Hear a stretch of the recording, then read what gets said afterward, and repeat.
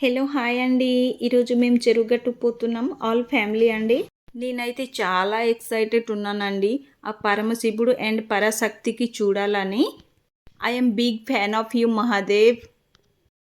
చెరువుగట్టు location ఎంత బాగుందండి. చెరువుగట్ల నిద్ర చేస్తే అంత మంచి జరుగుతుంది అని నమ్మకం. నేనైతే గుడికి వచ్చేసిన అండి. చెరువుగట్ల దర్శనం చేసినాక అమ్మవారి గుడికి వచ్చేసిన. పార్వతమ్మ గుడిలో ఆవులు ఉంటాయి కండి. ఇవి ఆవులు కావు, జెంట్స్ ఆవులు. మనకి తెలుగు లాంగ్వేజ్ ప్రాబ్లం అండి. దీనికి ఆవులు అనరు, వేరే ఏదో అంటారు. మీకు తెలుసుంటే కమెంట్ చేయండి. కానీ ఆవులకి పూజ చేస్తంట. సాక్షాత్ లక్ష్మీదేవికి పూజ చేసినట్టు మా మమ్మీ ఎప్పుడు చెప్తూనే ఉంటుంది.